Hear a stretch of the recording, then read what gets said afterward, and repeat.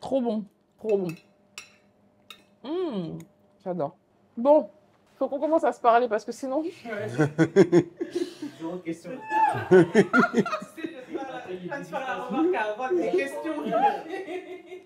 Laissez-moi reprendre mes esprits. Bonjour et bienvenue derrière le tablier. Dans ce deuxième épisode, j'ai le plaisir d'être accueillie au Léon, dans le 14e arrondissement de Paris, dans les cuisines de Fildera Diazabakana. 18 ans d'expérience en cuisine, née en Normandie, grandi à Sarcelles, d'origine congolaise. Ce qui est certain, c'est qu'il y aura de la fusion dans cet épisode.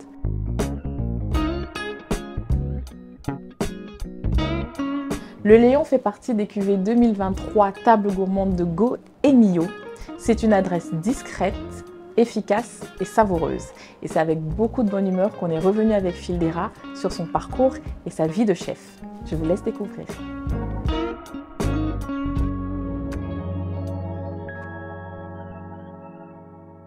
Salut Phil. Salut Joanne. Ça va? Très bien et toi? Très bien, merci de m'accueillir au Léon et merci pour ce joli repas que tu nous as cuisiné. Donc, qu'est-ce que tu nous as fait? Donc pour toi là, on est sur un natchique aux asperges avec des asperges rôties, des petits copeaux d'asperges avec une crème d'asperges qui est à côté. Asperge Life. Mais moi, ce qui m'intrigue, c'est surtout de voir l'asperge. Tu sais, l'asperge, Ouais. c'est vraiment pas un truc, c'est pas un légume. Enfin, genre quand je vais faire mes courses, j'achète pas des asperges. C'est vrai. Du coup, ça m'intrigue, tu vois. Je me demande. Mais au final, au restaurant, j'essaie de faire, pas découvrir, parce que tout le monde connaît l'asperge, mais de le manger autrement. Et au final, quand je le marie un peu avec la tchéké, bah, je trouve que ça change en fait.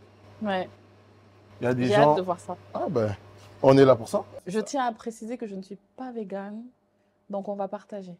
Ah bon? Vraiment.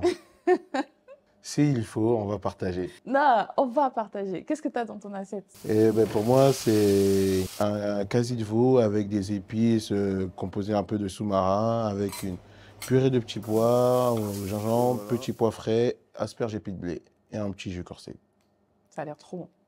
Bah super. Donc là, déjà pour commencer, on va commencer par assaisonner notre veau. Mhm. Donc avec mon petit mélange d'épices. J'avoue, je suis un très grand amateur d'attiqué. Ah ouais. J'ai pas une histoire d'enfance, tout ça, avec la tchéké. Bah oui, Mais parce que c'est juste- ivoirien. C'est ivoirien et je suis d'origine congolaise. C'est chez nous, tout ce qui est manioc, c'est le chikwang, tout ça. C'est vrai. C'est pas trop à checker, mais je suis tombé amoureux. Je dis, ah, non, les Ivoiriens sont forts. Et j'ai découvert ça par hasard. Vous savez, et j'adore aussi le chikwang. Ça avait un petit côté chikwang, mais en mode couscous. Un couscous au chikwa. Ouais. Je suis un très grand amateur de chikwang. Ah ouais, moi aussi Ah. j'aime beaucoup. Mais après, il y a des gens qui n'aiment pas. Ouais, au niveau de la texture, tout La ça, je texture sais. et un peu l'odeur, tu Ouais. vois. Mais moi, je trouve, moi, ce que j'aime, c'est que ça se marie avec tout ce avec quoi tu le mélanges. Tu vois, tu le mélanges avec une viande, avec un poisson, peu importe en fait. Le chikwang, ça se marie bien. Mais après, l'odeur, c'est vrai que ça a une odeur. Ah, je trouve pas, moi. Il n'y a pas cette odeur de manioc Je suis fermenté là? Il n'y a pas d'odeur. Après, il est fait, moi, quand j'achète, quand j'ai grandi, acheté fait maison, donc bon, la Ouais. tantine qui nous fait ça, elle fait ça bien. Donc, Bah, il faut que tu me donnes le contact de ta tantine. alors. avec grand plaisir. Alors, j'ai Dis-moi. vu quelque part, tu me Mhm. diras si c'est vrai, Mhm. que quand on assaisonne une viande, il ne faut pas mettre de sel tout de suite parce que le sel fait suer et fait perdre de l'eau C'est et vrai. qu'il faut mettre du sel à la fin. Ça, il y en a certains, c'est vrai. Mais là, au final, moi, je fais ça pourquoi? Comme je fais une cuisson sous vide, pour assaisonner vraiment le cœur de la viande. Parce qu'au final, là, tu vas voir que je ne vais pas prendre la viande et directement la colorer. Là, je vais faire en double cuisson. C'est-à-dire qu'il y aura une cuisson On lente. ballotine. Et ensuite, Là, déjà, on va le mettre à 63 degrés au four vapeur. Et ensuite, quand il sera cuit à cœur, au moment d'envoyer, on va le remettre sur une petite poêle, un peu de matière grasse, et rouler. Un peu de matière grasse, hop. d'accord. Donc en fait, l'assaisonnement, ça dépend de la technique de cuisson aussi. C'est ça. Il y en a certains, quelquefois, les viandes rouges, ils préfèrent même pas saler, Mhm. juste mettre la fleur de sel en fin de cuisson. D'accord. Là, on va le mettre dans la petite machine sous vide. Je vais Yes. mettre dans un sac sous vide, on le met dans la machine sous vide et ça part au four pendant 45 minutes. 45 minutes. Je vais te sortir la chicken que j'avais mis prêt c'est d'amande. Ça marche. Waouh. C'est quoi l'intérêt de la cuisson sous vide? La cuisson sous vide, au final, là, je vais essayer de concentrer les goûts et de faire une cuisson lente. Est-ce que c'est un plat que tu proposes sur la carte, ce qu'on est en train de faire là? Le veau, oui, actuellement, oui. Ok. Et la chiquée, était sur la précédente carte. Ah, Je vais- aux asperges? Ouais, j'espère. Et ça passe bien?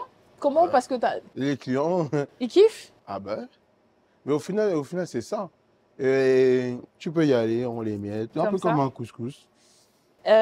Pourquoi je dis ça? Parce que quand même, tu as une clientèle, on est dans le 14e, donc tu as une clientèle majoritairement blanche, je Ouais, pense, européenne, ouais. européenne.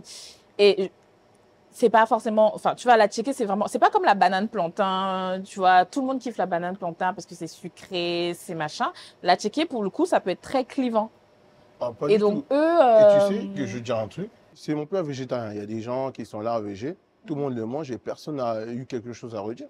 D'accord. Au final, Ils je n'ont pas pense que... trouvé le goût spécial, ils n'ont pas été. Après, c'est vrai que je l'ai un peu simplifié pour qu'il soit adapté à tous. Ça veut dire que souvent, quand tu vas dans un restaurant, il y a la boule d'attiqué à part et tu as les condiments à part. Mhm. Je les ai coupés un peu en brunoise pour que ce soit adapté, Facile. facile à manger. C'est-à-dire qu'il n'y a pas à réfléchir. Tu prends ta cuillère, tu manges. Tu C'est manges déjà tout d'un coup. assaisonné. Il y a déjà mon petit ingrédient que je rajoute, qui n'est même pas mystère. Que pour Bah oui. moi, Dis-moi, c'est partout- quoi ton petit ingrédient? Non, c'est le cubord. Le Le cubord. cubord magique, mais la vraie marque. Pas les cubords des 1. Mais est-ce que tu penses que même la vraie marque, elle n'est pas Je sais pas, nocive? parce qu'en fait, il y a beaucoup de gens qui disent que Il y a c'est... beaucoup de sel dedans. Beaucoup de ça, c'est vrai. Mais je te jure, ça donne ce côté-là à la tchéké. Parce que s'il n'y a pas ça, ça fait quoi? Non, je peux même pas appeler ça tchéké. Oh non. Non, c'est vrai. Non, c'est vrai que pour moi, ça change vraiment. Tiens, bah parfait. C'est bon? Ouais, nickel. Ok. Une fois, j'étais avec 2 amis, on était au restaurant. On est parti manger dans un restaurant africain. Et mais la tchéké sans cubord. J'ai failli retourner. À Où est tchéké sans l'élément? cubord. Non, je refuse. Désolé, hein. En fait, toi, t'es même plus défenseur de la tchéké que les Ivoiriens. On l'a francisé un peu. Ouais. On a checké. Il n'y a pas d'huile d'olive. Mais Ah, toi, tu mets de l'huile d'olive. Ok, d'accord. en fait, là, je suis un peu comme un. Tu sais, même au client, je dis comme si c'était un taboulé.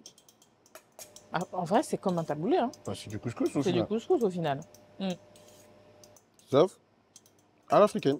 Et sur la carte, c'est marqué attiqué aux asperges ou alors tu mets taboulé pour que les gens comprennent un peu ce que c'est. pourquoi il faut appeler les choses comme elles sont. C'est de la checker. C'est de la tchéké. Au final. Et ils te demandent, c'est quoi la tchéké? Et voilà, après, Ouais. quand ils me demandent, je leur explique, voilà, c'est du couscous de manioc qui est originaire ou qui est beaucoup mangé en Côte En d'Ivoire. Côte d'Ivoire, ouais. Montrer qu'est-ce qu'on va faire. Hop, on va cuire aussi les asperges, qui est important. On va enlever juste des petites pointes, tu vois, dans l'asperge. D'accord. Juste enlever les petites pointes comme ça. Et on va les rôtir, c'est ça? Ouais, on va les cuire à la poêle. Il y a une partie que je vais blanchir pour le mélanger dans de la tchéké. Ok. En même temps que les autres légumes En qu'on même met temps que les souvent. autres légumes. Et il y a une autre partie qu'on va rôtir à la poêle, qu'on posera dessus. Ok. Ceux qui sont tout en haut, on les enlève pas. Hein. C'est ça, les premiers, on peut les laisser. Donc là, ici au Léon, c'est une cuisine de saison. Cuisine de saison avec des produits faits maison. Déjà, c'est quoi le Léon? D'où vient ce nom?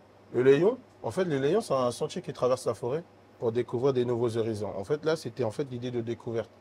Et on était parti sur un peu l'idée de chemin pour représenter la cuisine. En fait, c'était l'idée de croiser en fait les cuisines, quoi. D'essayer, mais toujours avec une base de cuisine française, parce que j'ai étudié ici, j'ai appris que la cuisine française, et j'essaie de la pimper et de l'assaisonner avec les influences d'un peu partout. Mais ça sera toujours des techniques de cuisine française. Parce qu'à la base, c'est ça ma base. C'est ta base, c'est ta formation. C'est ma formation, c'est ma base, c'est là où j'ai appris, où j'ai cuisiné. C'est-à-dire que ouais, les cuissons vont être saignantes, le poisson nacré. C'est pour ça que tu aimes le saignant. C'est normal, mais après, c'est ma base. C'est un bon français. Bah oui, bah, il faut dire, bah, je suis français de base. Je suis né ici, mes parents ont des origines, mais je suis français. Tu es français. Et même au début du restaurant, les gens pensaient même qu'on était un restaurant africain parce qu'on avait des petites connotations africaines. Comme on avait à l'époque, derrière moi, c'était du wax, ou les petites panières à pain, c'était du wax. Ça veut dire que les gens nous avaient connoté restaurant africain sans même rentrer. On peut faire de la cuisine influencée Afrique, mais on n'est pas un restaurant africain. Et c'est vrai que ces petits soucis-là, peut-être dans la communication, qu'on avait dit un peu néo-bistrot, un peu moderne, c'est vrai que les gens, au passage, pensaient qu'on était un restaurant africain. Tu as déjà eu des clients qui ont été déçus en rentrant, en se disant qu'ils viennent manger africain et en fait, ils se rendent compte que la carte n'est pas du tout africaine? Ça peut arriver. Quand le chef est africain, il y a un peu de connotation, les gens pensent qu'ils vont rentrer, ah, je vais manger un très bon mafé, mais non, en fait. C'est-à-dire que même s'il peut avoir mafé sur la carte, ça sera vraiment adapté ou ça va être vraiment revisité ou être une touche. C'est-à-dire que je ne vais pas faire un mafé de riz avec mafé riz, banane plantain. Classique. Non. Le but, c'est pas de faire comme un attiéké banane poulet. Il y a des très bons restaurants qui le font et même moi, je suis client de ces restaurants-là, mais pas pour moi. Moi, c'est plutôt de l'influence. C'est essayer de faire découvrir à mon échelle l'attiéké au plus grand nombre qui n'ont pas l'occasion d'y aller. Et les rediriger dans les restaurants où on fait vraiment l'attiéké comme au Côte d'Ivoire. Moi, je suis comme juste une porte d'entrée. Je suis français issu d'immigration, ma mère est congolaise. Ben oui, mon histoire, c'est pas que la blanquette de veau, c'est aussi le sakasaka, c'est mon histoire. Demain, un Indien, il va dire oui, mon histoire, c'est aussi avec le butter chicken, c'est son histoire. Et au final, le chef de cuisine, il est là aussi pour mettre aussi son identité dans l'assiette. J'essaie de piocher des influences un peu partout. Là, la tchéké, voilà, c'est une influence assez africaine, ivoirienne. Il y a même déjà eu des plats qui étaient plutôt inspirés d'Asie, même d'autres d'Amérique du Sud. Il n'y a pas de limite pour moi. Le but, c'est d'essayer de faire voyager les clients avec mes différentes expériences ou même des choses que j'ai découvertes. Actuellement, ma petite sœur, elle vit au Japon. Et elle est en Corée du Sud plutôt, elle est là en ce moment, elle est au Japon. Quelquefois, elle m'envoie, j'ai découvert ça, tiens, et toi, elle m'envoie ça. Bien. Et s'il y a possibilité de les retravailler, on y va. Non, après, je suis ouvert à tout, je suis un très grand mangeur. C'est-à-dire que, moi, si je voyage, je suis capable de voyager juste pour manger. Moi aussi. C'est-à-dire que moi, je vais dans les pays, il y a des gens qui sont là, ouais, on va visiter. Non, laisse. Moi, je veux manger local. Et je te jure, je suis prêt à traverser le monde juste pour pouvoir manger local. Ouais. Tu vois, là, il y a un documentaire qui m'a donné envie d'aller en Amérique du Sud. C'était sur les tacos. C'est vrai? C'est pas sur Netflix? Sur Netflix. Oui. Oui, non, mais ça, moi quand je vois la broche, après, il coupe son ananas dessus, je dis, c'est ça. Après, nous, on l'a adapté à nous. On aime bien la street food, tout ça, on a mis. Mais au final, le vrai taco, c'est eux. Ouais, non, c'est clair. Il faut rendre à César ce qui appartient. On leur laisse. Est-ce que tu as déjà mangé un bon tiède? Pour être allé au Sénégal plusieurs fois, je pense quand même. Tu vois, parce que c'est le fief. Tu as eu cette chance-là. Ouais. Mais au final, pour les gens qui sont nés ici, vrai. On en voit dans tous les restaurants. Mais est-ce qu'ils sont bons? Ça dépend. C'est variable. La question, elle est là. C'est-à-dire qu'il y a des gens, ils pensent avoir goûté un plat, mais ils n'ont pas goûté le plat. C'est vrai. Mais en général, c'est vrai que pour goûter le vrai plat, tu dois être dans le pays. Une fois, je suis parti en Italie, j'ai mangé une pizza. Et tu t'es dit, en fait, j'avais jamais mangé de pizza avant, en fait. Il m'a fait du mal. Il a même pas mis de viande.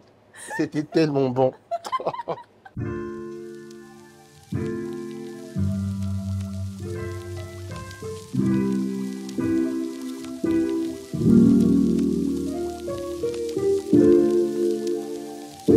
a pris combien de temps les asperges? Deux petites minutes. Okay. Là, c'est prêt. J'ai été à l'école à Auguste Escoffier, une petite école de cuisine à Éragny-sur-Oise, dans le 95, dans le Val d'Oise. Auguste Escoffier? Oui. Petite école?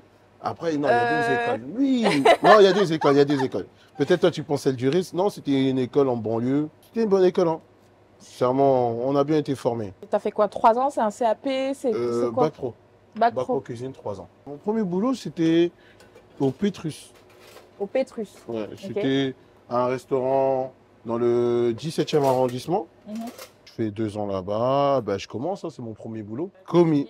C'était pas évident, hein, parce que j'ai eu la chance d'avoir mon diplôme tôt, mais j'ai commencé à travailler à 17 ans. Et c'est vrai qu'à 17 ans, tu rentres dans la vraie vie. Et à l'époque, c'était coupure tous les jours. Tu commences à travailler le matin, tu commences à 8h30, 9h, mais les soirs, tu termines, il est minuit, tu habites à Sarcelles. Tu es encore mineur. Ouais, c'est ça. Ma maman, au début, qui dit « Ah, je ne vais pas dormir », elle va m'attendre tous les soirs. Ouais, parce qu'elle est inquiète. Ça a duré 1 mois. mais voilà, tu vois, c'est le début, c'est aussi une nouvelle vie. Tu vois, on découvre. Et c'est vrai que ça peut être violent quand tu n'es pas prêt. Qu'est-ce qui est violent? Le rythme de travail? Le rythme de travail, rentrer déjà dans le monde du travail. Ouais, 17 ans, c'est jeune, hein? C'est jeune. Aujourd'hui... Non, rentrer dans le monde du travail à 17 ans, c'est vrai que c'est pas évident. Bon, après, bon. C'était comment l'ambiance en cuisine? C'est stressant? Est-ce que tu étais dans une ambiance où on criait tout le temps? Parce que c'est un peu Oh, l'image qu'on a, nous, des cuisines. ça, en fait, ça dépend des cuisines et ça dépend du chef qui est là. Mhm. Moi, je trouvais que ça allait. Hein. De temps en temps, ça gueulait un peu, mais c'était pas. On n'était pas là à nous fouetter ou ce genre de choses. Il y a pire. Ouais. Oh, il y a pire. Donc, si tu as commencé à bosser à 17 ans, ça veut dire que tu as commencé à te former à 14, Ouais. si je ne me trompe pas. Ouais, c'est ça. Qu'est-ce qui te pousse à te dire à 14 ans, je vais aller apprendre à faire la cuisine? Bah, je te jure, tu sais, je pense que c'était comme une évidence. Tu sais, quand j'étais au collège, je voulais être chef. C'est vrai? J'ai pas dit chef de quoi. Mais je voulais être chef. Ouais. Bon, après. Non, blague à part, c'était comme une évidence pour moi. Hein. Tu cuisinais déjà à la maison? T'aimais bien? Ça t'intéressait? Oui, mais pas beaucoup. Tu sais, il y avait certains vraiment, ils étaient tous les dimanches avec la maman en cuisine. J'aimais bien manger. Mais de là à dire que j'étais tous les dimanches à la cuisine, non. Ouais. Mais pour moi, c'était comme une évidence. Le jour où il fallait faire lever, même ma mère au début n'était pas trop pour que je fasse cuisiner. Tu sais, les parents africains, ils ont des grands rêves pour leurs enfants. Ah, ça. Ils veulent que tu sois médecin, avocat, Avocat, banquier. banquier. C'est ça. Et au début, elle n'était pas. Mais parce que tu sais, à l'époque, quand on a commencé, le métier n'était pas ce qu'il est aujourd'hui. Tu sais, il n'y avait pas les réseaux sociaux, il y avait des cuisiniers stars. Mais on ne va pas se pas autant mentir, il qu'aujourd'hui. n'y en avait pas autant. Et au final, ma mère elle pensait que ouais, c'était pour t'amener au kebab en bas du quartier. Ouais. Mais non, mais au final, bah, c'est que plus tard qu'elle a compris. Mais tu as quand même fait confiance parce que tu as quand même fait ta formation. Oui, Tu es allé jusqu'au bout quand même. c'est ça. Donc en fait, c'est pas un truc par défaut, c'est vraiment Non. quelque chose qui était voulu dès le début. Non, bah oui, et quelquefois je dis j'ai beaucoup de chance. Au final, aujourd'hui en 2024, parce qu'il y a beaucoup de gens qui ont la chance de faire ce qu'ils ont envie de faire. C'est vrai. C'est moi dans mon esprit, comme si j'étais un footballeur. Au final, Tout le monde a voulu être footballeur avant. au final, est-ce qu'il y a beaucoup de gens qui ont la chance de travailler, de faire un boulot qui est leur passion? C'est très rare. C'est rare. Donc on a cette chance-là. Donc au final, j'en profite tous les jours. Hein. Et après, deuxième boulot, je vais au Citrus Étoile. Ok. C'est un petit Pétrus, gastro. citrus. Ouais, c'est ça. Après ça, je vais apprendre à faire du poisson, donc je travaille au bistrot du Dôme. Ok. Après ça, je vais au Petit Marius. Ok.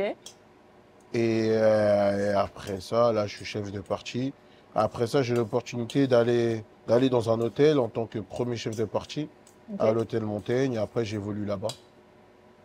Cool. C'était pour me former pour être sous-chef. Après, je deviens sous-chef.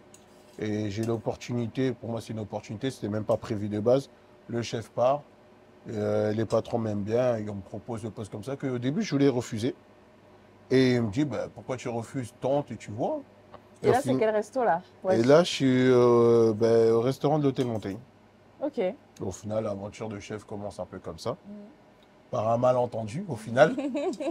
Parce que j'étais très jeune quand même, il faut le dire. Quel âge? J'avais à cette époque-là, ouais, 22, 23 ans, peut-être même trop jeune pour la fonction. 23 ans chef. Wow. Oui, mais vraiment, on va pas... Hyper jeune. Non, c'est un peu même trop jeune pour moi. Ouais, tu Parce qu'au final, c'est que tu apprends le métier sur le tas. Hein. Ça veut dire que tu es là, tu découvres et tout. Et c'était ouais, très enrichissant, beaucoup d'expérience. Et c'était cool qu'il m'ait aussi donné la chance parce que moi, je suis patron, je ne sais pas si je la donne. Faut être honnête. Faut être honnête. Oui, c'est vrai que si 23 ans, chef, c'est jeune quand même. Ouais, mais après, au final, ça s'est bien passé. On a fait 2 ans. Et après, l'idée du restaurant est venue. Et me voilà. Et te voilà. Donc, du coup, entre Pétrus et le Lion, il y a combien d'années qui s'écoulent? Ouais, 8 ans.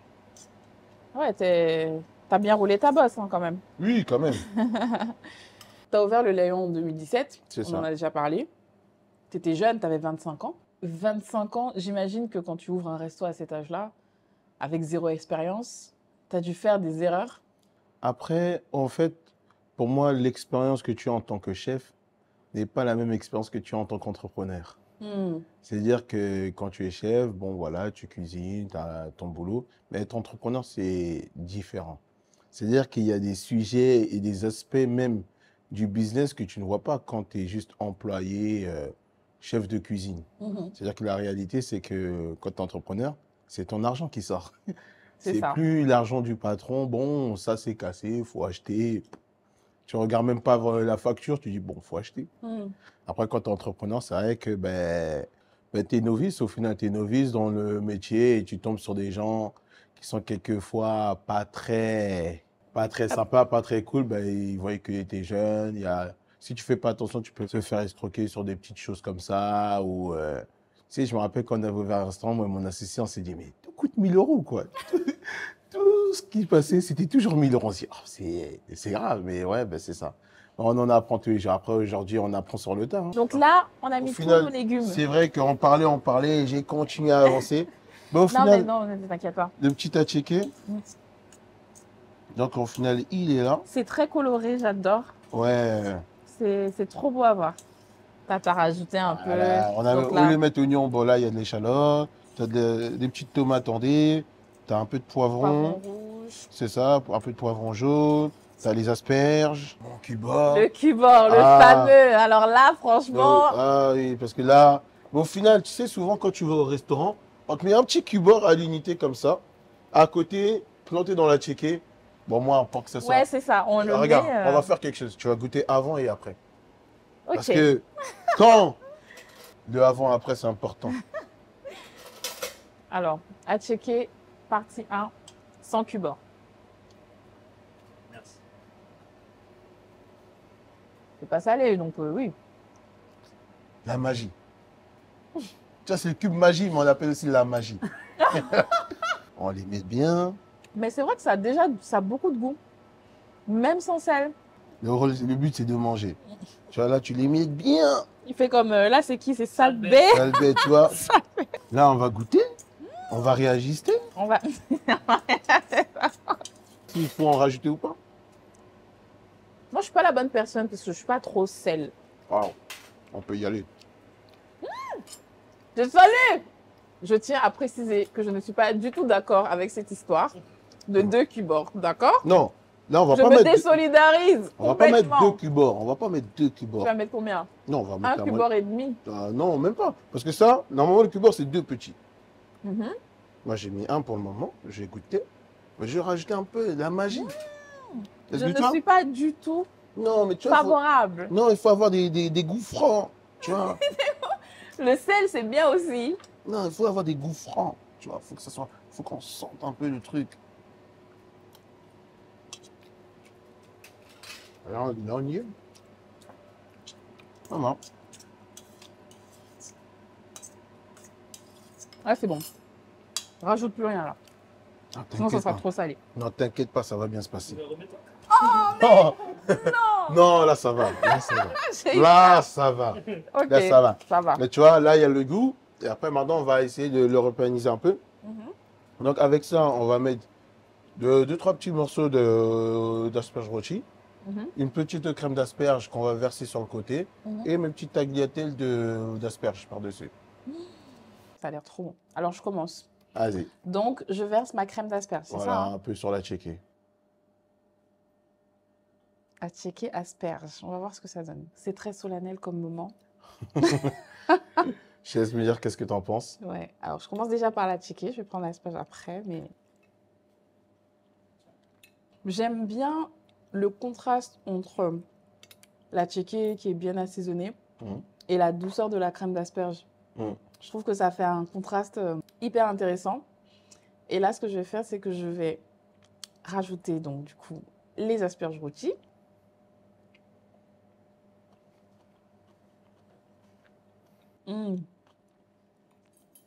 J'adore. J'adore le côté rôti. La tiki est bien assaisonnée. Et la crème d'asperge vient mettre un peu de rondeur, de douceur. C'est trop bon. Validé. Validé? Je vais goûter après toi. Alors tiens, maintenant, on échange? On échange. Je goûte, je pense, ce que je vais préférer. Ah. Le veau. Déjà, c'est rosé.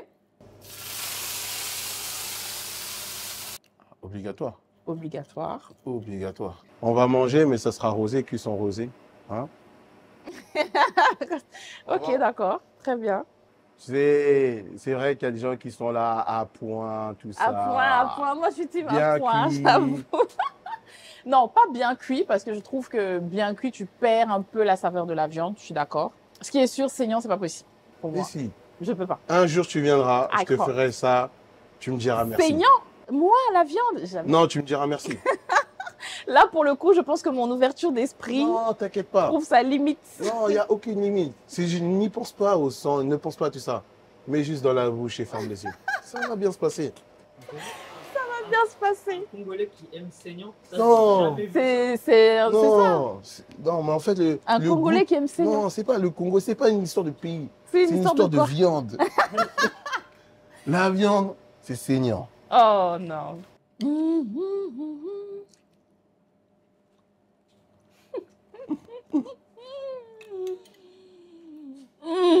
Trop bon.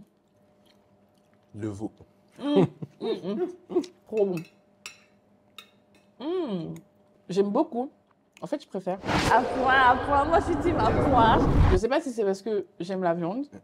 Ah, je pense qu'il y a un peu de Il ça. y a un peu de ça, je pense. Déjà, je trouve que l'association viande, petit pois, ça marche toujours. Je trouve que Un petit classique. c'est un classique, tu vois. Mais enfin, on sent bien les épices soumara, c'est ça? C'est ça. Du soumara, c'est ça, hein? Ouais. Ça sent trop bon. En fait, ça ressemble aux épices soya. Mhm. La street food, dans plein de pays d'Afrique, tu as la viande grillée en bord de route et tu as ce type d'épices-là. Je trouve ça intéressant de voir ça dans du veau, qui est quand même une viande bien française. Tu vois. Et le petit côté rôti, là, même sur les asperges, trop bon. Bon, ça y est, tu rentres dans mes étoiles. La viande est tendre, mon Dieu. Normal. C'est presque un morceau de beurre. J'adore. Saignant? Moi, la viande? Jamais. Non. J'adore. Et du coup, on parlait tout à l'heure en off, on disait qu'il n'y a pas beaucoup de chefs noirs qui sont propriétaires de leur propre restaurant. Et de manière générale, les cuisines africaines, on est au début de quelque chose, mais c'est vraiment très, très, très timide, il n'y a pas grand-chose. À ton avis, qu'est-ce qui manque à ces cuisines-là pour exploser? En fait, moi, je En France. vais prendre mon exemple. Mhm. Je pense que il n'y a pas beaucoup d'exemples d'Africains ou d'Afro-descendants qui ont leur restaurant. Souvent, on n'a pas de restaurant parce qu'on a peur. Et parce qu'il n'y a personne autour de nous qui en a Pour te un montrer, ouais. pour te montrer, ou pour même te donner un peu même du courage d'y Mhm. aller. C'est-à-dire que quand il n'y a personne autour de toi, tu n'y vas pas parce que c'est l'inconnu. J'ai eu la chance d'avoir un ami qui a ouvert un restaurant. Mhm. Et au final, je l'ai aidé à faire l'ouverture de son restaurant. Il s'appelait Youssouf, il avait un restaurant à Bagnolet. Bon, il y a de cela déjà 9 ans. Et en faisant l'ouverture avec lui, et en discutant comme ça, je dis, ah, c'est fort, c'est la première fois que je vois quelqu'un de mon entourage, vraiment proche, qui a un restaurant, quoi. C'est avoir son restaurant. Et c'est vrai qu'il m'avait dit quelque chose d'assez inspirant pour moi. Il m'avait dit, oui, si moi qui ai quitté la Mauritanie à 19 ans, venu immigrer en France, j'ai pu avoir un restaurant. Donc au final, toi, tu es né ici, grandi ici, tu n'as pas d'excuse. Si tu en veux un, tu peux l'avoir. Et au final, je lui dois un gros merci parce qu'au final, il a dit une Il vraie a phrase. réveillé un truc, en fait. Et il a raison, en tout cas. En y réfléchissant à la maison, j'avoue, j'ai beaucoup médité sur ça. En fait, c'est possible. Et au final, il m'a un peu inspiré et aussi m'a donné confiance. Encore aujourd'hui, je pense qu'avec les réseaux sociaux, tout ça, l'information est beaucoup plus facile à diffuser et c'est beaucoup plus dans l'air du temps d'entreprendre. Aujourd'hui, tout le monde veut être entrepreneur. Après, je ne sais pas si c'est bien ou pas bien, mais c'est vrai qu'à l'époque, il n'y en avait pas beaucoup. Et la cuisine africaine n'était pas tendance comme aujourd'hui. Tu trouves que c'est tendance? Quand même un peu. Aujourd'hui, je sais pas, on va acheter du Lipton Ice Tea, maintenant ils mettent de l'hibiscus. À l'époque, ça m'étonnerait qu'il y avait de l'hibiscus dans du thé glacé. Je trouve que c'est beaucoup plus ouvert. Je sais pas, une fois, je suis parti à Auchan. J'ai vu du chikwang C'est dans le vrai. rayon légumes. Mais j'ai été choqué. Et maintenant, c'est vrai que dans Tu la vois, majorité des grandes surfaces, banane, plantain, banane, chiffon, plantain, c'est-à-dire manioc. qu'aujourd'hui, c'est devenu bon. Mhm. C'est une banane plantain, quoi. C'est devenu beaucoup plus commun qu'à l'époque. Aujourd'hui, tu n'as pas ton exotique, tu peux aller acheter tes bananes plantain au Auchan ou à Carrefour. C'est vrai. On voit de plus en plus les cuisines africaines être valorisées, etc. Mais ça reste encore très, très timide, je trouve. C'est c'est vraiment vrai. encore... C'est vrai. Après, je pense que plus on va avancer et plus ça va y être parce qu'au final, Ben, la population change. C'est-à-dire qu'aujourd'hui, moi, je suis devenu chef de cuisine. La génération des cuisiniers change. La génération des cuisiniers, il y a dans 30 ans, je ne pense pas qu'il y avait beaucoup de gens issus de l'immigration. Et toi, Aujourd'hui, tu vas inspirer d'autres personnes autour de aujourd'hui, toi à être chef. moi ou d'autres, inspirant d'autres personnes. Et Mhm. peut-être on peut aussi donner de la vocation à certains qui regardaient même, qui se disaient même pas, je vais être chef de cuisine. Mhm. Je ne sais pas, j'y étais pas là, à 30 ans, 40 ans, qui étaient les exemples. Donc, en fait, pour toi, il faut juste plus de temps et plus de modèles. Mais en fait, plus il y aura de modèles, plus ça va en inspirer. Peut-être il y avait un jeune banlieusard à l'époque qui était là chez lui. Tu lui dis chef de cuisine, il voit à la télé, il voit des gens qui ne le ressemblent pas. Peut-être aujourd'hui un petit jeune, quand il voit certains chefs qui marchent pour eux, tout ça, peut-être ça les inspire. Il dit, ah, moi j'ai envie d'être comme lui. Un peu comme dans le football ou un peu comme dans tout. Je pense, hein. Non, excuse-moi. Non, Youssouf a été très inspirant. Non, ce gars-là, vraiment. Donc, Youssouf te dit, gros, va ouvrir ton restaurant. Je sais Non, pas pas pourquoi. va ouvrir ton restaurant, il me dit juste que c'est possible.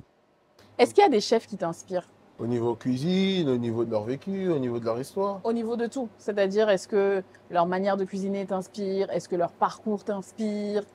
La manière dont ils ont conçu leur business ou leur resto, leur carrière? J'aimais bien ouais, Ducasse. Ducasse, je trouve que. Enfin, c'est un gros nom, mais. C'est le nom, l'un des noms qu'on cite en premier quand on parle de gastronomie française. Normal. Regarde ce qu'il a accompli. Ah bah oui, ça c'est sûr. Et regarde les enfants qu'il fait derrière.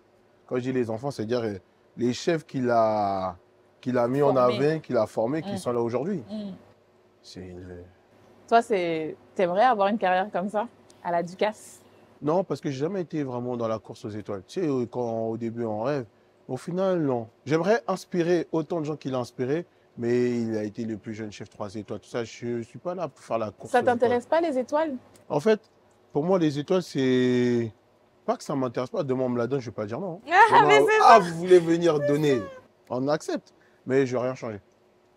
C'est-à-dire Tu vas rien changer de ta manière de cuisiner. Après, j'aimerais faire des plats beaucoup plus poussés parce que dans le restaurant aussi, je m'adapte aussi au lieu. Le lieu est un peu plus petit. Les menus sont assez abordables. C'est 49 € le menu dégustation. Ça veut dire que j'adapte ma cuisine au lieu, au cadre, au concept Léon. Après, si on peut aller plus loin, oui. Le but, c'est d'essayer d'aller plus loin. Mais c'est vraiment pas une course aux étoiles où je me lève le matin, il faut que j'ai une étoile. Après, tu sais, la cuisine en France est quand même très normée et je trouve régie autour des étoiles. Tu vois, les étoiles ont énormément de poids en France, contrairement à dans d'autres pays.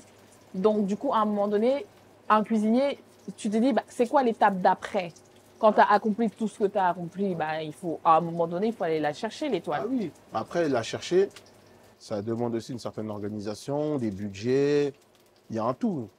Des budgets, parce qu'il faut payer pour ça? Non, il ne faut pas payer.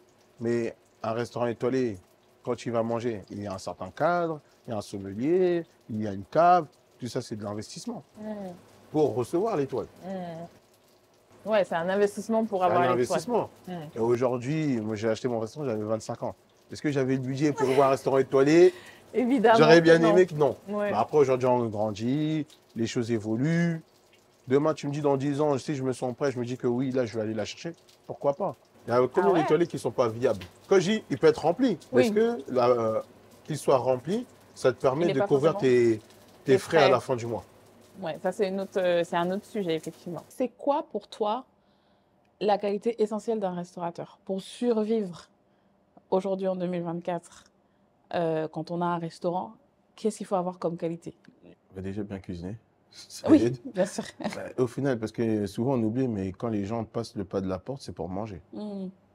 Quand on va au restaurant, c'est toujours mieux de bien manger. Aussi bien être servi, ça importe aussi le service, bien manger, bien être servi. Pour moi, c'est un ensemble. Et de deux, ça c'est le côté clair. De deux, être restaurateur, c'est avoir une entreprise. Donc la gestion.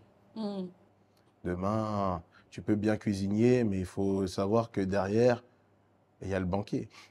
On a des attentes derrière. On a des charges à payer. Ça veut dire que la gestion, pour moi, avec la cuisine, c'est les deux choses où il faut vraiment être bon. Toi, c'est quelque chose que tu as appris sur le tas ou est-ce que tu avais déjà des aptitudes? Est-ce que tu as appris à l'école ou est-ce que tu as appris sur le tas? À l'école, j'ai eu un bac pro à l'école, oui, un peu, mais au final, on ne va pas profondément dans les choses. J'ai eu la chance d'être chef dans un hôtel où on nous laissait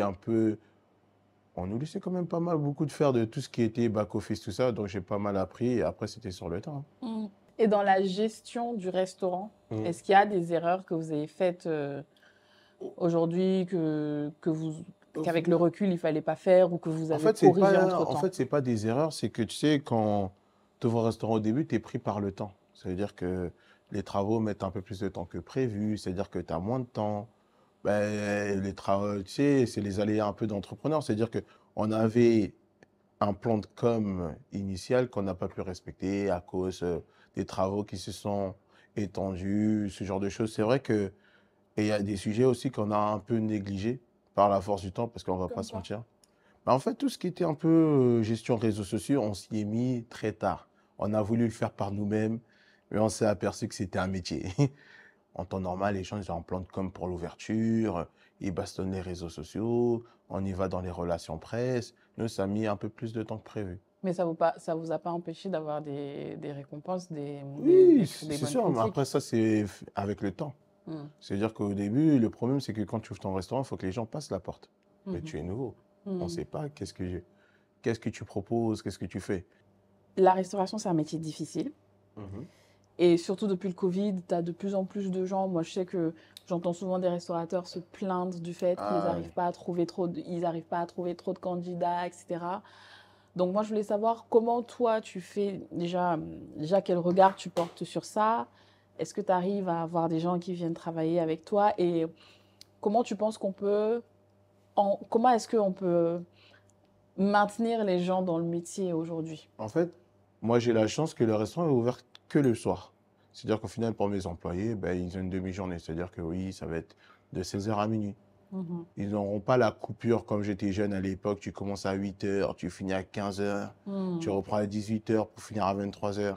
C'est vrai qu'au final, la journée passe. Au final, tu n'as pas l'impression de vivre. Il y a beaucoup de cuisiniers qui ont quitté tout ce côté de faire des coupures. Ils sont arrivés chez eux pendant 1 an, restés à la maison. Ils ont vécu. Il y a des gens, c'était pour la première fois qu'ils fêtaient Noël. C'est le 31, j'ai toujours travaillé le 31. Et il y a des cuisiniers ou des gens de la restauration qui se sont dit, wow, c'est bien de vivre. Tu vois? Ça veut dire qu'au final, moi, je les comprends. Ils se disent, mais est-ce que j'ai envie de faire autant d'heures? Pour quel salaire? Je vois pas ma famille. Les Saint-Valentin, je les passe pas avec eux. Parce qu'on a un métier de service. Ça veut dire que la Saint-Valentin, il y a un menu Saint-Valentin. Le menu de Noël, il y a un menu Noël. Le menu de la Saint-Sylvestre, pareil. Le menu de fête des mères aussi, pareil. Ça veut dire qu'au final, tu as un métier de service. Au final, tous les moments, on va dire, importants de l'année, tu es au travail. Au service des gens. Mais aujourd'hui, on vieillit, on a des familles, on va être aussi auprès des nôtres. Il y a des restaurants qui font le choix de dire que même si c'est de l'argent en plus, même si, je préfère fermer pour reposer mes équipes. Mais ce n'est pas tous les établissements qui se le peuvent parce que c'est comme une grosse soirée où on peut se permettre d'augmenter les prix, tout ça, faire des menus un peu spéciaux. Donc, il faut voir… Il faut trouver l'équilibre. Donc, je trouve qu'après le Covid, il y a beaucoup de restaurateurs qui ont pris conscience et qu'aujourd'hui, soit qu'ils disent, bon, on va vous donner 3 jours de repos, soit on va éviter de faire des coupures. Ça va dire soit un poste du matin, soit un poste du soir. Il y en a beaucoup qui, depuis le Covid, rentrent dans cette optique-là pour essayer de donner du temps à leurs employés. Parce que sinon, aujourd'hui, tu es employeur, tu proposes 5 coupures. Je ne sais pas si aujourd'hui, tu vas trouver quelqu'un. Quand tu parles de coupure, qu'est-ce que tu veux dire exactement? Coupure, c'est vraiment faire le service du midi et du soir. Ok, c'est ça la coupure. C'est ça la coupure. En fait, t'enchaînes quoi. T'enchaînes quoi. Ça veut dire que voilà, tu viens à 8 ou 9 heures le matin, tu pars à 15 heures après le service du midi, tu reviens à 17h30, 18h. Pour le soir. Pour le soir et tu termines à la fin du service du soir. Donc, ce que tu dis, c'est qu'aujourd'hui, tu as de plus en plus de restaurants qui font… Qu'ils essayent au moins. Les équipes ne vont pas travailler toutes sur une journée. C'est ça. Ils vont faire une rotation. Si tu ne peux pas, tu vas essayer peut-être de faire 2-3 coupures, mais c'est terminé 5 jours comme ça. Tu vas en faire peut-être 2 ou 3 dans la semaine et tu auras 2 jours où tu seras soit que du matin, soit que du soir. Ok. Mais dans l'optique, dans la veine de ce que tu dis, je vois de plus en plus de restaurants qui sont des tables privées. C'est-à-dire que le mec, il a un resto il y a 20 places, vous bookez pour 20 personnes et il n'est ouvert et il n'est au service que de ces 20 personnes. Et ensuite, c'est fermé.